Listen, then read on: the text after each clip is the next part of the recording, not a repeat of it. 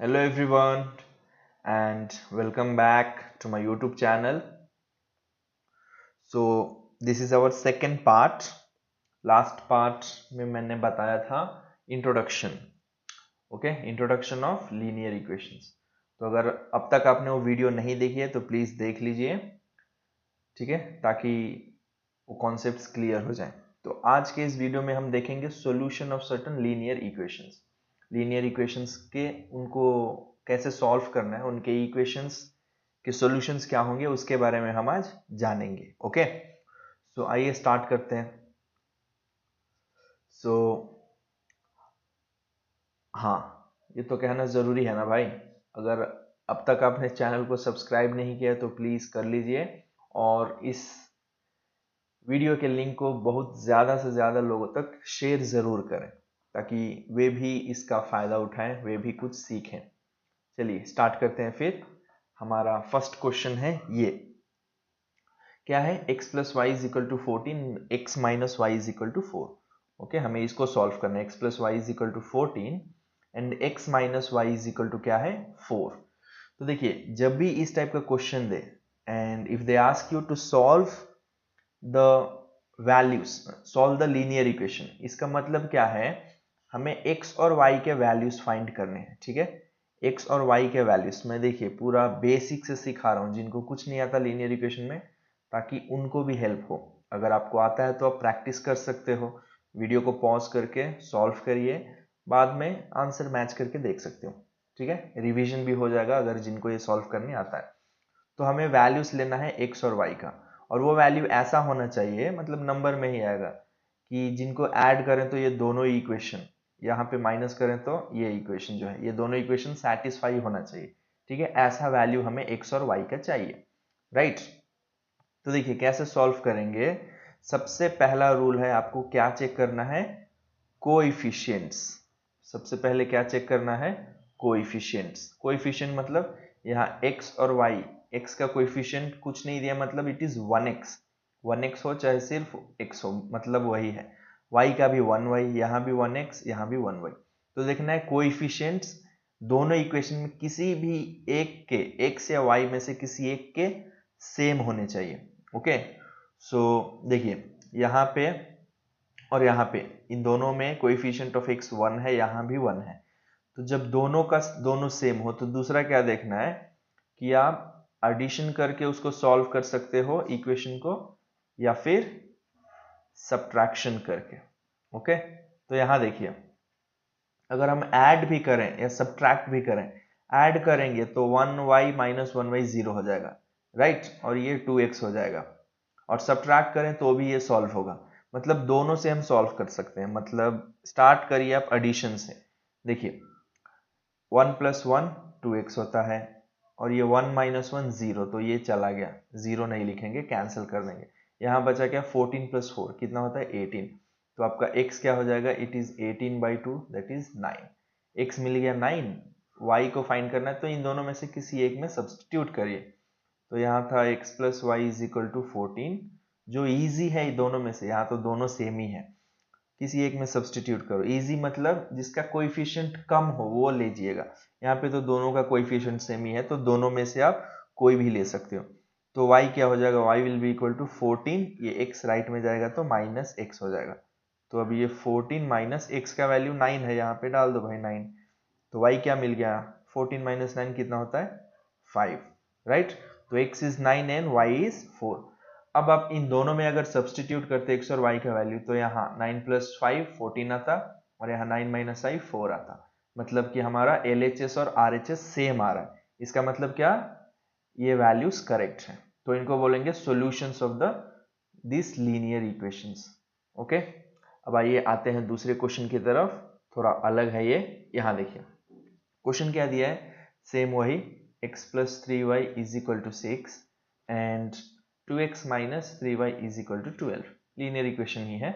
इसको कैसे सॉल्व करेंगे, सबसे पहला रूल क्या है, आपको कोएफिशिएंट देखना है, ये याद रखिए, दोनों के दोनों x और y के कोएफिशिएंट.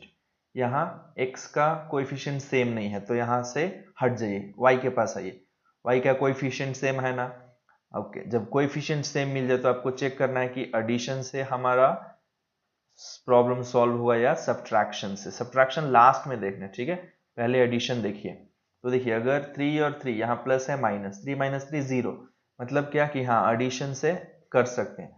ऐड करने जा रहे हैं हम, -3 और +3 ऐड करते हैं तो क्या होता है, ये 0, क्योंकि एक 3 है और एक +3 है तो 0 हो जाएगा, राइट। माइनस करने जाते तो क्या होता है, देखिए +3 है ऑलरेडी, अगर इसको माइनस करें तो इसका भी साइन चेंज हो जाएगा तो ये प्लस हो जाता, तो इसलिए हम माइनस नहीं करेंगे। ऑलरेडी ये एक प्लस है एक माइनस है, वही देखना है कि एक प्लस हो एक माइनस हो, जिसका कोएफिशिएंट सेम है। हमें करना क्या है कि उन दोनों को एक प्लस और एक माइनस साइन में रखना है ताकि दोनों के दोनों क्या हो जाए, यस, एलिमिनेट हो जाए। इसीलिए इसका नाम भी है elimination method, elimination method, okay, of solving the linear equations.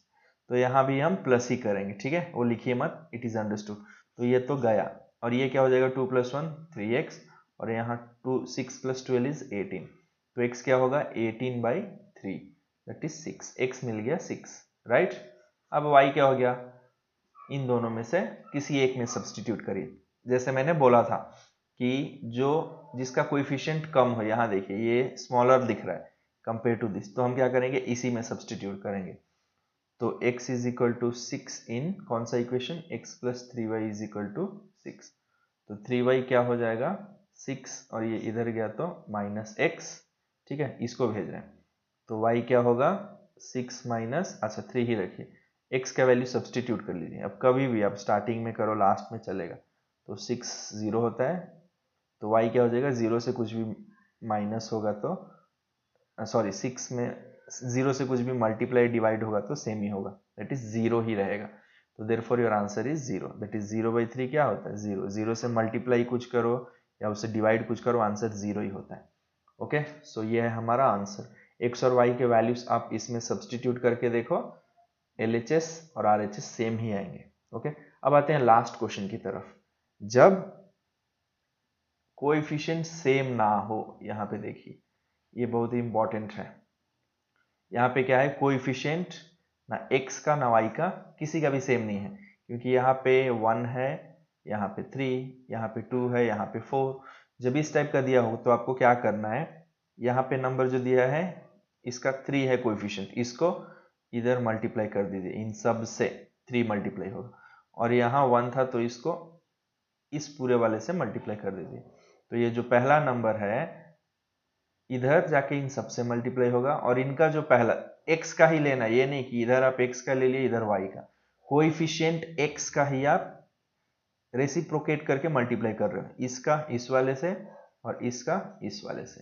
तो ये वाला क्या हो जाएगा, मैं यहाँ लिखता हूँ। सो 3 से ये पूरा मल्टीप्लाई होगा, LHS और RHS दोनों, तो 3 × 1 3x -3 × 2 6y, y तो लिखना है, और ये 0, 3 × 0 0 रहेगा, और ये सेम ही रह जाएगा। सो 3x + 4y, क्योंकि y से मल्टीप्लाई हो रहा है। ओके, तो देखिए अब यहाँ ये देखिए ये भी प्लस है ये भी प्लस। मैंने क्या बताया था, पहले आपको कोएफिशिएंट देखना है, सेम नहीं था तो हमने यहाँ पे सेम किया, राइट, ये मल्टीप्लाई करके। अब दूसरा क्या बोला था, एडिशन करना है या फिर सब्ट्रैक्शन।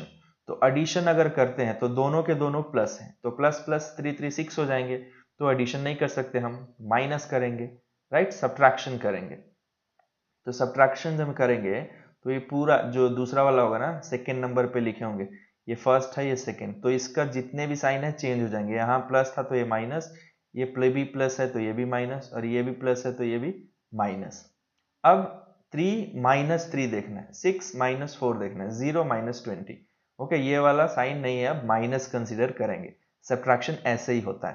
तो 3 - 3 ये तो 0 हो गया, और ये -10y = -20, तो y = -20/10 दैट इज -10। दोनों तरफ माइनस है तो प्लस हो जाएगा, तो इधर मिल गया 2, y मिल गया आपको 2, x क्या होगा इन दोनों में से किसी एक में डाल दो, x - 2y = 0, so x will be equal to 2y, 2 into y क्या है 2, 2 2 is 4, so x is equal to 4। ये है हमारा आंसर। सो आई होप आपको ये वीडियो समझ में आया है कैसे लीनियर इक्वेशंस को सॉल्व करने हैं। तो एग्जाम में कोई भी क्वेश्चन पूछे इस टाइप से ही आपको उसको सॉल्व करना है, and this is the easiest method. Okay. So अगर ये आता है तो ग्राफ का जो क्वेश्चन आता है वो आप इजीली सॉल्व कर सकोगे। तो अगले वीडियो में मैं ग्राफ के ऊपर ही क्वेश्चंस लूंगा और उनको सॉल्व करूंगा, ठीक है। तो चलिए मिलते हैं अगले वीडियो में। और प्लीज अगर अब तक आपने चैनल को सब्सक्राइब नहीं किया है तो जल्द से जल्द कर लीजिए। इस वीडियो को रोक के पहले सब्सक्राइब करिए, फिर शेयर करिए और लाइक कमेंट भी कर दीजिएगा, अच्छा ही होगा। Thank you, take care, bye.